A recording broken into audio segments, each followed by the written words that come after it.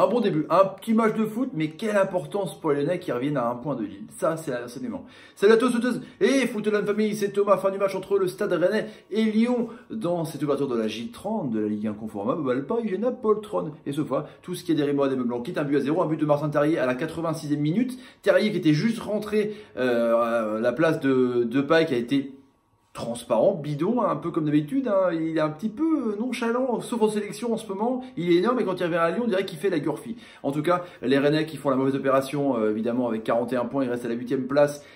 Je pense qu'ils vont dire adieu à l'Europe, même s'ils ont un match en moins à jouer contre Nîmes en match décalé. Et Lyon qui revient à un point de Lille avec 56 points. Lille, donc qui a un peu la pression, mine de rien. Allez, le débrief en 5 points en 5 minutes avec le Stade Rennais. Donc, déjà, d'entrée, il manquait Bourigeaud, il manquait Grenier, il manquait Da Silva, il manquait Amare Traoré, il manquait Ben Sebaini. Donc, une partie de l'équipe type out. Et c'était pas terrible les remplaçants. Déjà, James Yassiki est sorti pété pour la rentrée de Gélin, qui a été quand même pas mal mine de rien. Souleymane Doumbia, c'était un peu chaud, hein, qui est venu cet hiver, le jour du Grasshopper. C'était un peu bizarre. L'ami aussi Zéphane a été très bon, c'était le meilleur remplaçant de Ben Sebaini. Je ne vais pas dire que ça se vaut, mais en tout cas Rennes qui a vraiment joué très très bas. Il y avait 82% de possession de balle pour Lyon au bout de 20 minutes de jeu. Rennes qui a tiré que 2 tirs cadrés, vraiment c'était très faible. Et du coup ils ont resté très bloc bas, parti en contre avec Mbagnan qui a été plus ou moins le meilleur attaquant, Ben Arfa qui tentait des raids un petit peu tout seul, et l'ami Ismail Assar qui était bidon, tout comme Adrien Ounou. Donc c'est vrai que c'était bizarre, les Rennais qui jouent bloc bas, qui partent en contre avec des joueurs qui sont pas bons. Donc forcément, Rennes n'a pas été bon. Ils ont tenu un petit peu le match nul. Ils ont eu quelques occasions avec Adrien Ounou par exemple, ou des petites embardées d'Ismail Assar de temps en temps, ou Ben Arfa sur le côté droit. Mais Lopez a été vigilant. Et voilà, donc Rennes s'est fait avoir à la fin par une superbe action en triangle. On va revenir là-dessus. Donc Rennes, adieu à l'Europe, je pense, dans les commentaires. Le deuxième point pour Lyon. Lyon, donc, qui avait du mal contre un bloc bas. Toujours pareil, la même rengaine, avec donc une équipe articulée autour de Fekir, avec Moussa Dembélé qui a été pas mal, mais bien pris en tenaille par une très bonne défense, par contre, de Niamsi Mecher. L'ami de Memphis Depay à gauche, qui peut-être des fois aussi aller à droite ou dans l'axe, était pas bon, mauvais contrôle, mauvaise inspiration.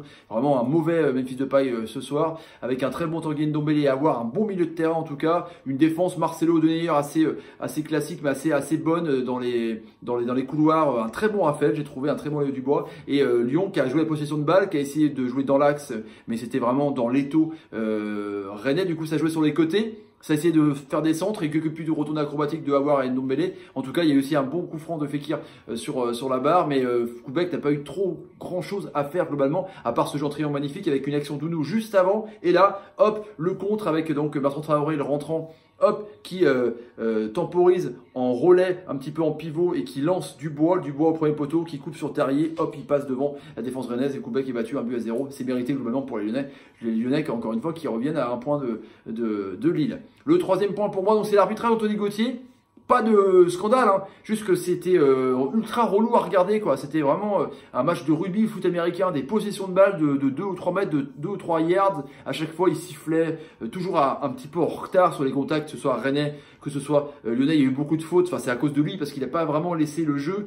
Même, des fois, même, il y avait des avantages pour les deux équipes.